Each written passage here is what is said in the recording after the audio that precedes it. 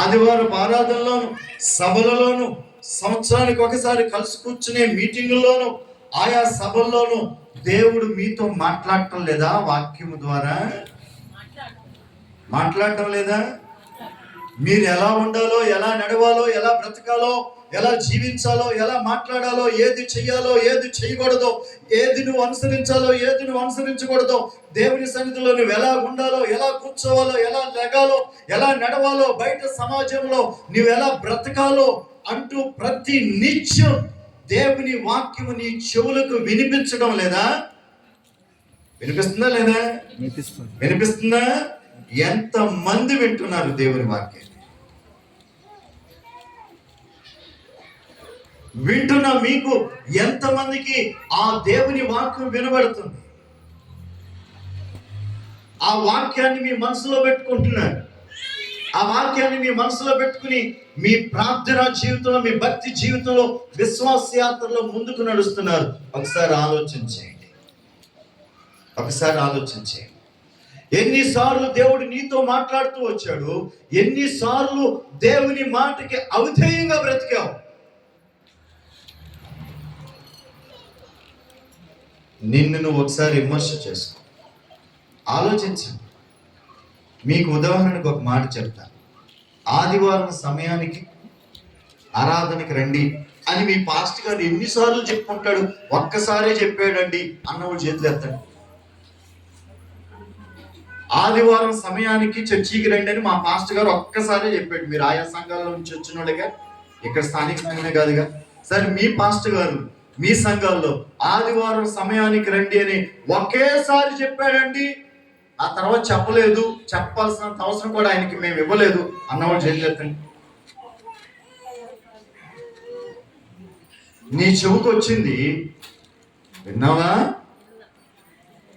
చిన్నదే కదా, చిన్నదే కదా. ఎందుకు వస్తున్నాయి మన కుటుంబాల్లో దరిద్రతలు? ఎందుకు వస్తున్నాయి కరువులు? ఎందుకు వస్తున్నాయి రోగాలు?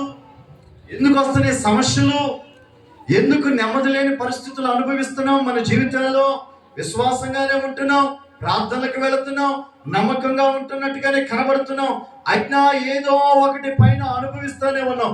కారణం ఏంటి? కారణం ఏంటి? ఒకసారి ఆలోచించండి. నీకుతో దేవుడు మాట్లాడిన విషయాల్లో నువ్వు ఎక్కడో అవిధేయంగా ప్రవర్తించావు. దేవుని మాట వినటంలో నువ్వు నిర్లక్ష్యం వహించావు. దేవుని మాట విని అనుసరించడంలో నీవు చాలా చులకనగా ఎంచుకున్నావు. చులకనగా ఎంచుకున్నావు. అందుకనే నా ఇష్టం వచ్చినప్పుడే వెళ్తా, నేను అనుకున్నప్పుడే వెళ్తా, నా పని అయిన తర్వాతే వెళ్తా. భయము, భక్తి, దేవుని మాటకి లోబడాలనే విధేయత ఏది లేకుండా బ్రతికేసి క్రైస్తవులము, మేము దేవుని బిడ్డలమని చెప్పుకుంటున్నాం. హలో, రాజు వస్తాడు, జాగ్రత్త. మన కుటుంబాలు బీడుగా మారిపోతాయి. అర్థమవుతుందా? అర్థమవుతుందన్న చెప్తాను.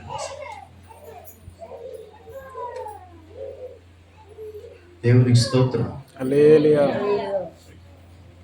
ఇప్పుడు నేను మిమ్మల్ని సూటిగా అడుగుతున్నాను, ఎన్నిసార్లు దేవుని వాక్యానికి అవిధేయంగా బ్రతికారు? ఎన్నిసార్లు దేవుడు నీతో సూటిగా మాట్లాడుతున్న వాక్యంతో ఆ వాక్యాన్ని అలక్ష్యం చేసేసావు?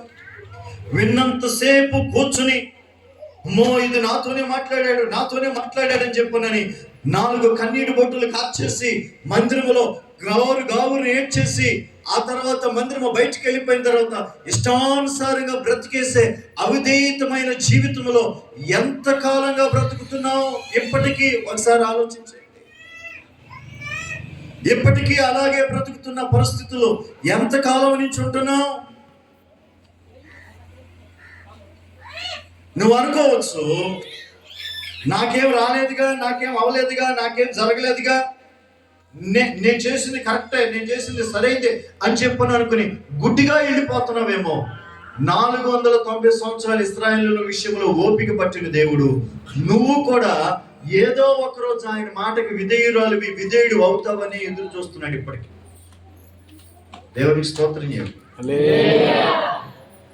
ఆయన ఇంకా ఎదురు చూపు. అందుకే నీకు ఏ శిక్ష రాలా, ఏ బాధ రాలా, ఏ శ్రమ రాలా.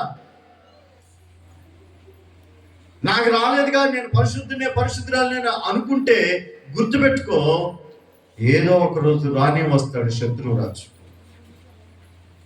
మనల్ని నాశనం చేస్తాడు.